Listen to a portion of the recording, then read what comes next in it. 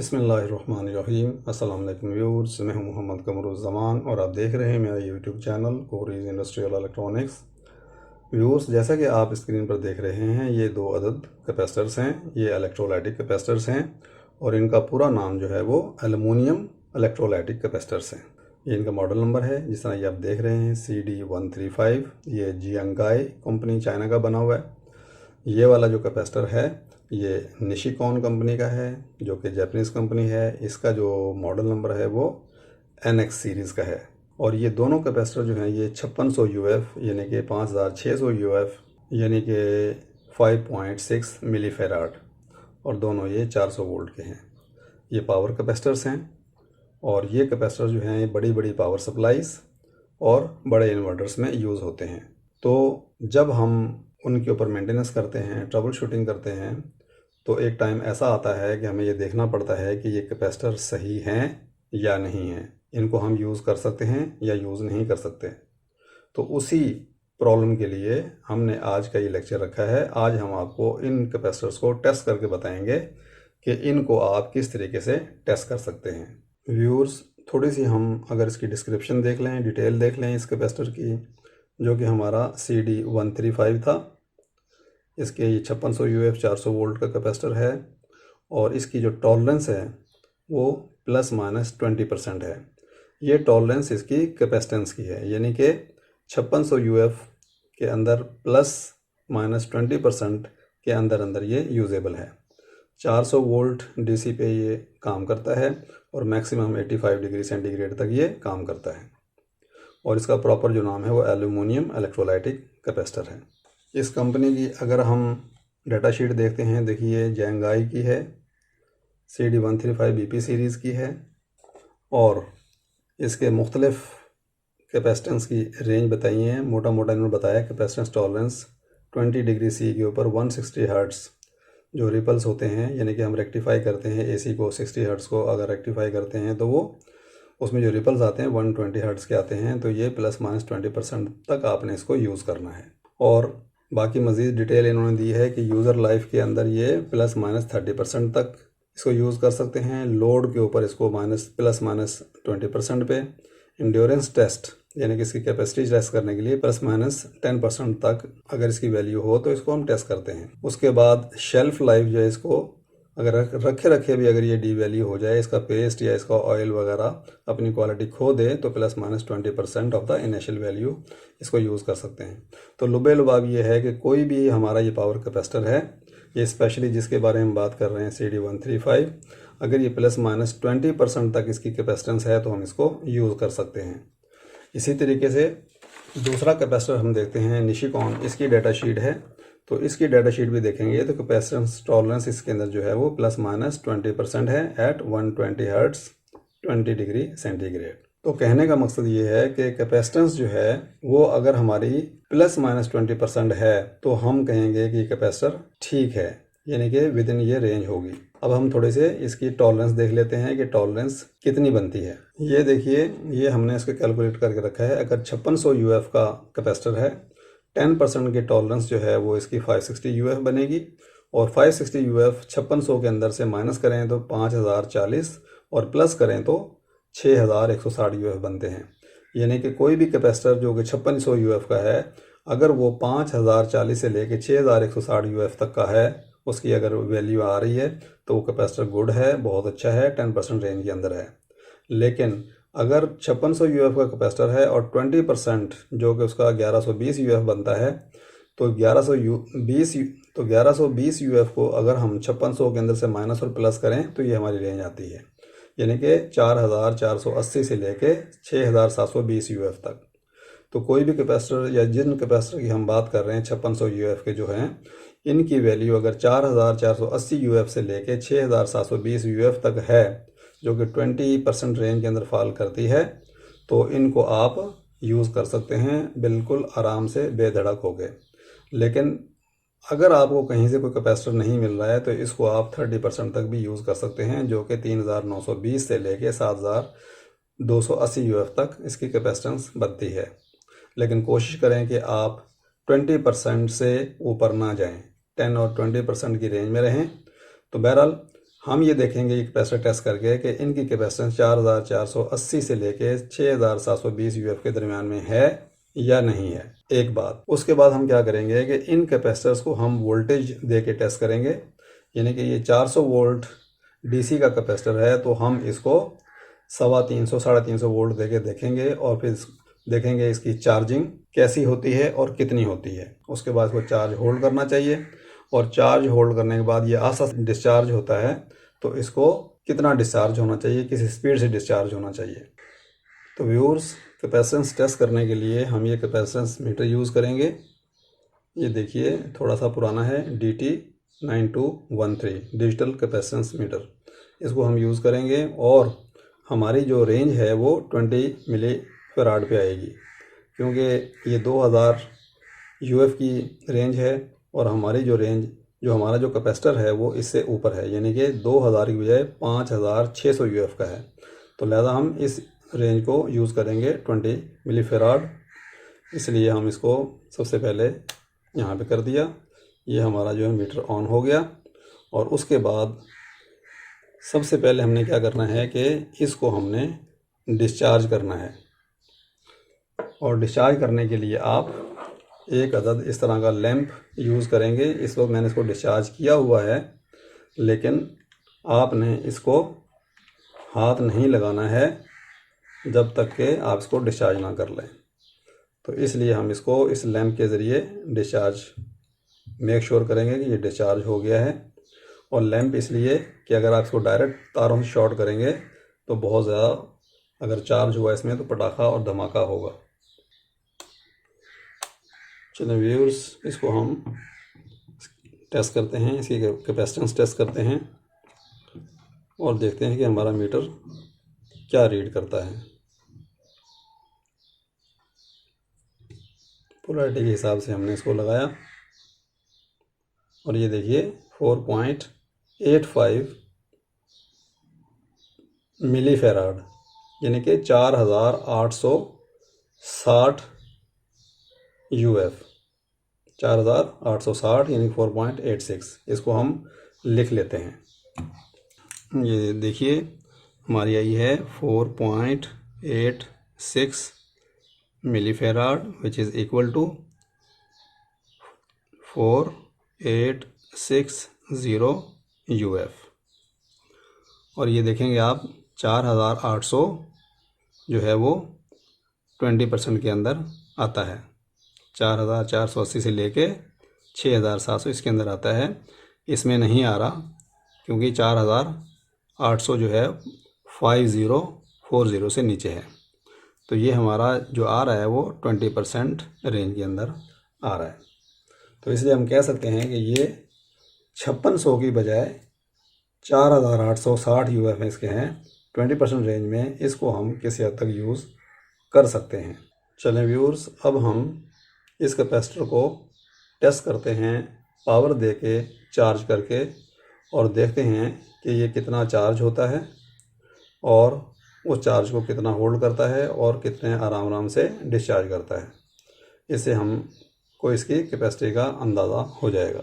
और इसको जब हम वोल्टेज देंगे वो हम डीसी वोल्टेज देंगे, यानी कि एसी से डीसी कन्वर्ट करके और वाया सीरीज़ लैंप के देंगे।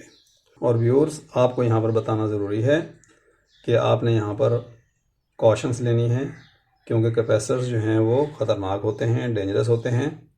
और स्पेशली पावर कैपेसिटर्स, क्योंकि इनके अंदर हाई वोल्टेजेस होते हैं, डीसी वोल्टेजेस होते हैं और ये साल हर साल अपने अंदर चार्ज को स्टोर रखते हैं।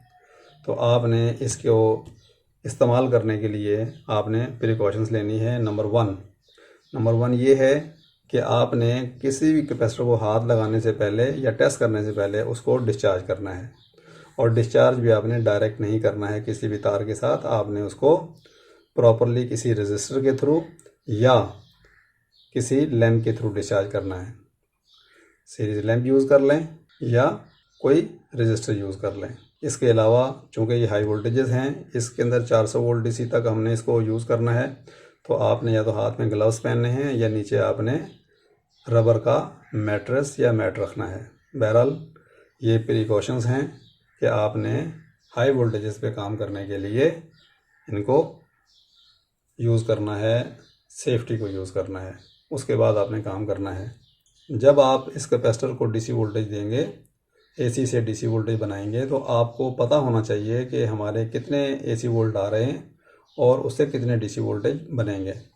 उसका फार्मूला ये आप देख रहे हैं कि एसी वोल्टेज जो भी हैं उनको आप 1.414 से मल्टीप्लाई करेंगे तो आपके डीसी वोल्टेज आ जाएंगे। मिसाल के तौर पे अगर 230 वोल्ट एसी आ रहे हैं, इनको 1.414 से मल्टीप्लाई करेंगे, 325 वोल्ट डीसी जो है वो आपको मिलने चाहिए। उसके बाद ये कैपेसिटर के अंदर कितने स्टोर होते हैं, यहाँ से भी आपको अंदाज़ा हो जाएगा कि कैपेसिटर कितना पावर को स्टोर कर रहा है। चलिए सबसे पहले हम देखते हैं कि हमारे पास एसी वोल्टेज कितने आ रहे हैं और कितने डीसी वोल्टेज बन रहे हैं या बनेंगे। उसके लिए हमारे पास ये मीटर है जो कि वोल्ट मीटर के तौर पे काम करेंगे। ये देखिए, इसको हमने ऑन किया और ऑन करने के बाद इसको हमने एसी वोल्ट पे कर दिया। चलिए इसको अभी देखते हैं कि हमारे वोल्टेज कितने आ रहे हैं। ये हमारी लीड है जिसके ऊपर हमारे वोल्टेज आएंगे एसी वोल्ट। यहाँ से हम इनको कनेक्ट करेंगे। ये हमने यहाँ से इसको कनेक्ट कर लिया और अब देखते हैं कि हमारे वोल्टेज कितने हैं। और ये वोल्टेज भी हम सीरीज़ लैंप के थ्रू यूज़ कर रहे हैं। चलिए मैं पावर ऑन करता हूँ। ये देखिए, ये हैं 241, तकरीबन 241 वोल्ट हैं। अब हम 241 को देखेंगे कि 241 से कितने वोल्ट हमारे बनते हैं डीसी के। इसको ऑफ कर दें। ये हमारे 241 वोल्ट एसी आ रहे हैं। इसको हम मल्टीप्लाई करेंगे 1.414 से, तो हमारे डीसी वोल्ट आ जाएंगे।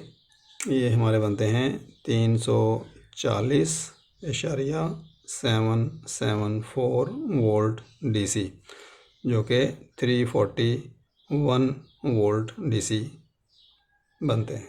तो चलिए अब हम इस पर डीसी रेक्टिफायर लगाते हैं और डीसी रेक्टिफायर लगा के हम इसको डीसी वोल्टेज देंगे। व्यूअर्स, ये हमारे पास एक ब्रिज रेक्टिफायर है जिसको हमने यहाँ से रेक्टिफाई किया है। 420 वोल्ट के हम सीरीज़ में लगाए हैं। 2 कैपेसिटर यहाँ से हमारी आउटपुट मिलेगी इन वायर्स के ज़रिए और यहाँ से हम इसको इनपुट देंगे। चलिए व्यूअर्स, पहले हम अपने वोल्टेज चेक करते हैं। मीटर को हमने एसी पे रखा, यहाँ पे रख के हम इसको ऑन करते हैं। हमारे 241 वोल्ट थे, 241 वोल्ट ऑलमोस्ट अभी भी हैं। अब देखेंगे कि डीसी कितने हैं। डीसी के लिए हम इसको डीसी पे करेंगे। ये हमारे डीसी वोल्ट पे हो गया और यहाँ देखेंगे कि डीसी वोल्ट कितने आ रहे हैं।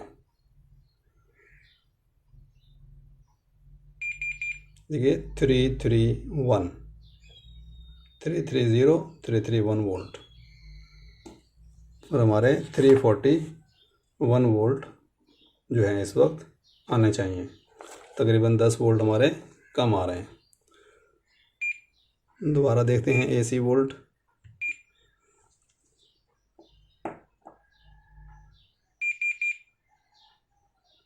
टू 241, तो बहरहाल ये वोल्टेज 10 वोल्ट कम बना रहा है।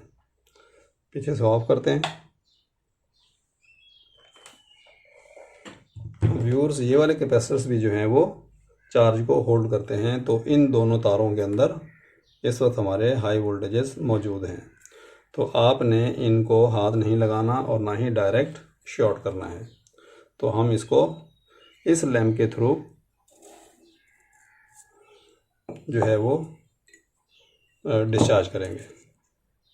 ये हमारा नेगेटिव लीड है, इसको हम यहाँ लगा देते हैं और उसके बाद ये देखिए थोड़ा स्पार्क हुआ है लूजिंग की वजह से और ये हमारा डिस्चार्ज हो गए। ये वाले कैपेसिटर, ये छोटे कैपेसिटर हैं A1, देन इसमें स्पार्क हुआ है, आवाज़ आई है। अब हमने क्या करना है कि इसके साथ हमने इसको लगा लेना है पॉजिटिव के साथ हम डीसी को सीरीज़ में कर रहे हैं ताकि कैपेसिटर को हम चार्ज कर सकें। ये हमारा कैपेसिटर है और इसको हम यहाँ से चार्ज करेंगे। पॉजिटिव हमारा ये एंड है, ये हमारा पॉजिटिव है टर्मिनल है, ये हमारा नेगेटिव टर्मिनल है।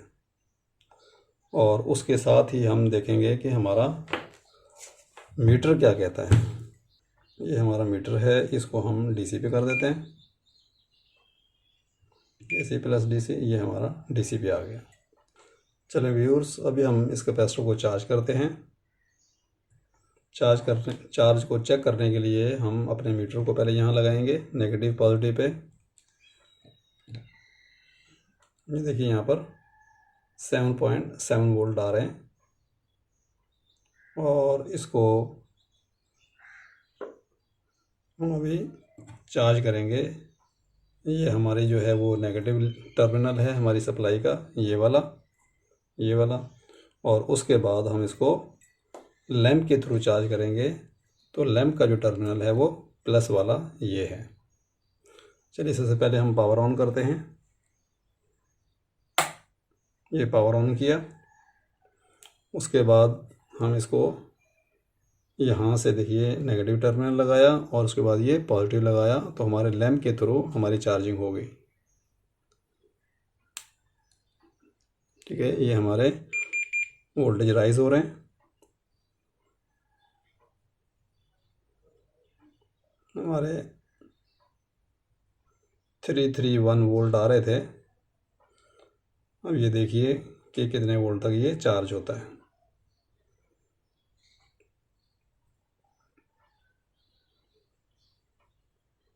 तीन 325 वोल्ट हो गए। और व्यूअर्स, ये चार्जिंग जो है इसके 5 RC टाइम कांस्टेंट के हिसाब से होती है, तो ये टाइम लेती है कि कितनी देर में चार्ज होती है। 326 वोल्ट तकरीबन 331 वोल्ट जो थे उसके नज़दीक है। थोड़ी सी बहुत हमारी एसी के अंदर भी वेरिएशन होती है, तो यहाँ पर आके ये तकरीबन ऑलमोस्ट रुक गया है 326। अब हम यहाँ से इसकी पावर हटाएंगे। हटाने के बाद फिर हम मीटर को देखेंगे कि क्या ये रैपिडली डिस्चार्ज तो नहीं हो रहा। अगर ये रैपिडली डिस्चार्ज हो रहा है तो इसका मतलब कैपेसिटर ठीक नहीं है। और अगर ये रैपिडली डिस्चार्ज ना हो, आराम से डिस्चार्ज हो, वोल्ट्स की बजाय पॉइंट्स के अंदर अगर डिस्चार्जिंग होती है, तो इसका मतलब ये है कि ये सही है। तो चलिए इसको हम पावर यहाँ से हटाते हैं, रिमूव करते हैं। ये तकरीबन 327, 4 वोल्ट कम है, 3.5 वोल्ट कम है, इसको हम हटाते हैं। उसके बाद इसकी डिस्चार्जिंग शुरू हो जाएगी। ये हमने हटा दी पावर इसकी। अब ये देखिए इसकी डिस्चार्जिंग शुरू हो गई। इसको रैपिडली डिस्चार्ज नहीं होना चाहिए, इसको आराम से डिस्चार्ज होना चाहिए, जो कि इस चीज़ की निशानी है कि ये अपने चार्ज को होल्ड कर रहा है। तो व्यूअर्स, इस तरीके से हम इसके 2 टेस्ट कर सकते हैं। नंबर 1 कैपेसिटेंस टेस्ट और नंबर 2 इसकी डायनामिक टेस्ट या हॉट टेस्ट, यानी कि इसको वोल्टेज दे के। अब ये 400 वोल्ट का कैपेसिटर है, इसको हमने 330 वोल्ट दिए हैं। ऑलमोस्ट काफ़ी वोल्ट हैं ये। अगर ये थोड़ा बहुत वीक होता तो ये कहीं से लीक हो जाता या ये ब्लास्ट कर जाता। तो ये देखिए अभी तक ये 321 वोल्ट पे आया है, 320 वोल्ट पे आया है। तो इस तरीके से हम इसको चेक करते हैं। चलिए इसको हटाते हैं, इसको रिमूव किया। उसके बाद इसको डिस्चार्ज करना आपने नहीं भूलना। डिस्चार्ज करने के लिए ये है कि आप, ये लैंप है, लैंप के थ्रू इसको डिस्चार्ज करेंगे, अदरवाइज ये चार्ज को होल्ड रखेगा। ये देखिए ये हमारा लैंप जला और इसने चार्ज को डिस्चार्ज कर दिया। इसी तरीके से जो हमारे ये कैपेसिटर्स हैं ये भी डेफिनेटली चार्ज होंगे, इनको भी हम डिस्चार्ज कर देते हैं इसके थ्रू। ये देखिए पीछे से हमारी पावर ऑन है, इसको हम बंद कर देते हैं। ये हमने पावर बंद कर दी और अब इसको डिस्चार्ज करते हैं। ठीक है, तो हमारे ये कैपेसिटर भी डिस्चार्ज हो गए, हमारे ये वाले पावर सप्लाई के, रेक्टिफायर के। और हमारा ये वाला जो है ये भी डिस्चार्ज हो गया कैपेसिटर। तो आपने शुरू में और आखिर में लाजमी इन कैपेसिटर्स को डिस्चार्ज करना है क्योंकि हाई वोल्टेज होते हैं। तो व्यूअर्स, उम्मीद है कि आपको समझ में आ गई होगी कि कैपेसिटर्स को किस तरीके से टेस्ट किया जाता है। फिर भी दोबारा आपको मैं थोड़ा सा रिवाइज़ करा दूं, मोटे मोटे पॉइंट्स बता दूं। सबसे पहले आपने कैपेसिटेंस मेजरमेंट करनी है जो कि 10 या 20% की रेंज के अंदर हो। उसके बाद आपने इसकी चार्जिंग करनी है चेक, और चार्जिंग के लिए ये है कि आपने ये देखना है कि हमारे पास वोल्टेज कितने आ रहे हैं, कितने आने चाहिए। उसका फार्मूला हमने आपको बताया है। उसके बाद इसको आप चार्ज करेंगे, और चार्ज करने के साथ साथ आपने प्रिकॉशंस लेनी है कि किस तरीके से आपने इसको चेक करना है, किन किन चीज़ों का आपने ख्याल करना है। ये हमने आपको बताए प्रिकॉशंस वगैरह। और उसके बाद उसको वोल्टेज दे के आपने चेक करना है और देखना है कि वोल्टेज कितने जो हैं वो डिस्चार्ज हो रहे हैं, कितने स्पीड से डिस्चार्ज हो रहे हैं। एक तो ये आप वोल्टेज इसके देते हैं, अगर 400 वोल्ट का है तो आपने 400 वोल्ट से ज़्यादा नहीं देने, 400 वोल्ट से कम ही देने हैं। 450 वोल्ट का है तो आप 400 वोल्ट तक दे सकते हैं। तो हमारे पास एसी थी, हमारे पास हाँ कोई ट्रांसफार्मर हमने यूज़ नहीं किया, हमें ज़रूरत भी नहीं थी कि हम पूरे 400 वोल्ट दें। बहरहाल एक मोटा मोटा आपको तरीका बताया है कि किस तरीके से आपने कैपेसिटर को चेक करना है, किस तरीके से कैपेसिटेंस टेस्ट करनी है, और किस तरीके से आपने उसको पावर दे के चेक करना है। तो आज के लिए इतना काफ़ी है। मिलते हैं इंशाल्लाह ताला नेक्स्ट वीडियो में। जब तक के लिए अल्लाह हाफिज़।